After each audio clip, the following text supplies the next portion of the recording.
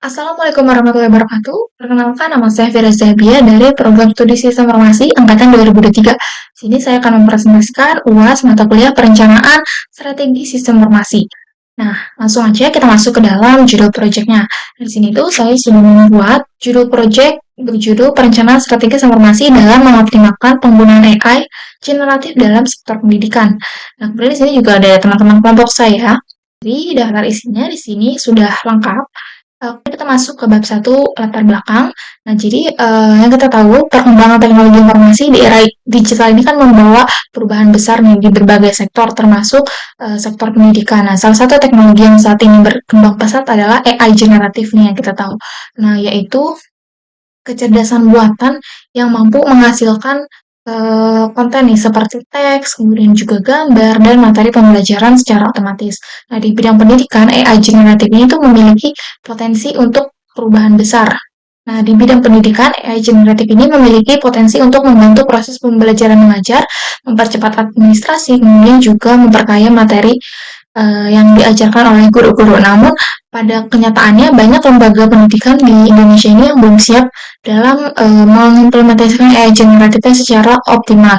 Nah, beberapa kendala yang sering muncul yang kita tahu seperti keterbatasan infrastruktur, kemudian juga kurangnya pemahaman guru dan juga staf-staf yang ada di sekolah tersebut, serta kualitas dan etika dari konten yang dihasilkan AI. Nah, oleh karena itu, penggunaan AI generatif ini tuh nggak bisa dilakukan secara sembarang. Dia tuh harus membutuhkan perencanaan strategi sistem informasi yang matang gitu. Nah, melalui perencanaan strategi sistem informasi ini nantinya pemanfaatan AI generatif itu dapat diselaraskan dengan tujuan pembelajarannya, kemudian juga kebijakan institusinya nantinya, kemudian juga aspek-aspek keamanan dan etika. Nah, berdasarkan hal tersebut, penelitian ini tuh difokuskan pada perencanaan strategi sistem informasi untuk mengoptimalkan penggunaan AI generatif dalam sektor pendidikan gitu. Di sini saya juga sudah menampilkan tujuan penelitiannya. Jadi tujuan penelitian ini adalah untuk memahami peran AI generatif dalam proses pembelajaran dan administrasi gitu. Kemudian juga mengidentifikasi faktor-faktor yang mempengaruhi keberhasilan penerapannya serta menyusun panduan strategis agar AI generatif ini dapat dimanfaatkan secara bijak dan juga selaras dengan tujuan pendidikan. Kemudian juga di sini ada rumusan masalah. Jadi rumusan masalah dalam penelitian ini itu mencangkup kesesuaian nih dengan strategi sistem informasi dengan kebutuhan sekolah, kemudian juga faktor teknis dan sumber daya manusia yang mempengaruhi penerapan AI generatif serta langkah strategis agar penggunaan AI itu berjalan efektif dan juga aman. Itu. Ini ada 3 yang sudah kita lampirkan.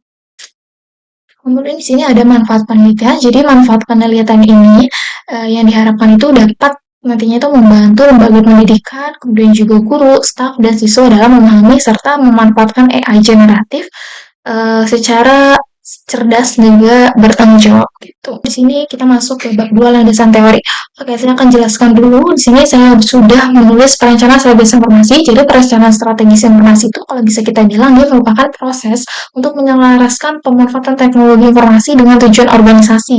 Kemudian juga dalam konteks pendidikan, sistem informasi ini tidak hanya berfungsi sebagai alat administrasi saja, tetapi juga sebagai pendukung utama nih proses pembelajaran dan pengambilan keputusan.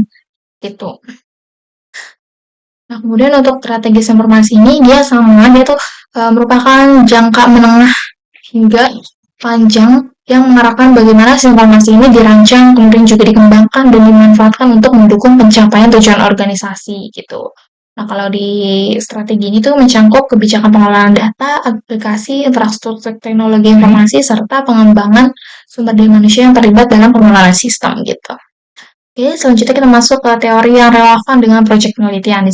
Kalau bisa kita bilang, artificial intelligence itu adalah teknologi yang dirancang untuk meniru kecerdasan manusia, seperti belajar mengambil keputusan. Kemudian juga salah satu bentuk AI yang berkembang saat ini adalah AI generatif, yaitu AI yang mampu menghasilkan konten-konten baru secara otomatis. Dalam pendidikan AI generatif dapat dimanfaatkan untuk pembuatan materi ajar, kemudian juga soal latihan otomatis. Namun penerapannya itu masih membutuhkan strategi agar nggak nimbulin etika dan penyalahgunaan gitu. Jadi juga ada jenis-jenis AI. Kita di sini juga sudah melampirkan berdasarkan tingkat kecerdasan AI itu diklasifikasikan menjadi 3 jenis utama, yaitu Artificial Neural Intelligence, kemudian juga Artificial General Intelligence, dan Artificial Super Intelligence, dan Artificial Neural Intelligence. Nah, sini bisa dilihat juga ada Artificial Intelligence Generatif. Jadi artificial intelligence generatif itu kalau bisa kita bilang dia tuh seperti cabang AI nih yang memiliki kemampuan menghasilkan konten baru seperti teks, gambar, audio, dan kode program. Di sini kita ada alat-alat dan framework yang kita gunakan. Nah, jadi di penelitian ini itu kita menggunakan BPMN sebagai alat pemodelan proses bisnis dan juga framework TOGAF sebagai kerangka perencanaan strategis informasi karena mampu menyelaraskan proses bisnis, sistem informasi, dan juga teknologi. Gitu. Ini bisa dilihat di sini kita itu sudah melampirkan tahapan metodologi TOGAF pada proyek penelitian. Di sini jelas dan juga ada dalam konteks SMA Muhammadiyah 8 Ciputat. Yang pertama itu mengidentifikasi kebutuhan sekolahnya, kemudian juga kita menilai sumber daya manusianya seperti kompetensi gurunya dalam penggunaan teknologi, kemudian mengevaluasi kondisi fasilitas digital di sekolah tersebut tuh bagaimana gitu, seperti ruang komputernya, gimana, dan perangkat multimedia, serta ketersediaan perangkat pendukung. Kemudian ada menilai kesiapan infrastruktur, kebijakan internal, serta komitmen manajemen sekolah dalam mendukung transformasi digitalnya, kemudian juga menetapkan tujuan awal yang terukur, misalnya meningkatkan efektivitas proses belajar mengajarnya. Gitu. Oke, di sini juga ada implementasi pada sekolah. Dalam konteks sekolahnya sudah ada. Nah, dalam konteks SMA Muhammadiyah 8 Ciputat. Nah, selanjutnya kita masuk ke bab 3, metodologi penelitian. Nah, jadi di sini tuh udah ada lokasi dan waktu penelitian yang kita gunakan dalam penelitian itu di mana gitu. Jadi penelitian itu dilakukan di SMA Muhammadiyah 8 Ciputat dan berlangsung sejak Oktober 2025 hingga Desember itu kita baru selesai buat melakukan penelitiannya gitu. Kemudian di sini juga ada teknik pengumpulan data. Nah, pengumpulan data ini dilakukan melalui wawancara nih dengan alumni, dokumentasi, dan juga studi pustaka. Nah, alumni ini dipilih karena mampu memberikan panduan atau pandangan yang objektif berdasarkan pengalaman mereka sebagai pengguna sistem informasi sekolah. Nah, kemudian di sini ada metodologi. Metodologi yang digunakan adalah pendekatan kualitatif deskriptif dengan fokus pada analisis kebutuhan dan juga perencanaan strategis informasi. Menggunakan framework TOGAF. Di sini langsung kita masuk ke bab 4, yaitu hasil dan pembahasan. Nah, hasil penerapan TOGAF ini tuh menunjukkan bahwa banyak proses di sekolah itu yang masih dilakukan secara manual dan belum terintegrasi. Nah, oleh karena itu, dibutuhkanlah sistem informasi akademik terpadu, kemudian juga LMS, serta pemanfaatan AI generatif sebagai pendukung pembelajaran dan administrasi.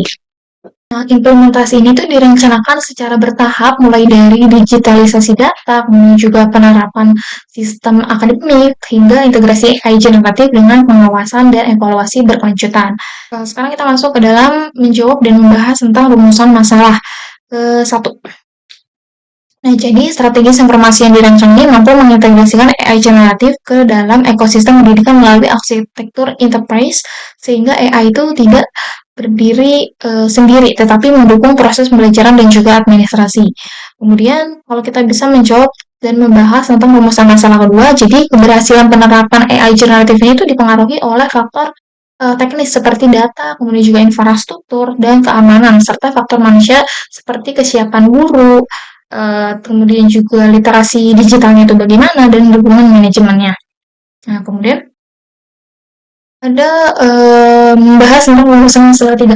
Oke, kalau rumusan masalah ketiga itu jadi langkah strategis yang diperlukan untuk meliputi penyusunan kebijakan AI itu adalah penguatan keamanan data, kemudian juga integrasi sistem, pelatihan SDM, serta monitoring dan evaluasi yang berkelanjutan itu bagaimana.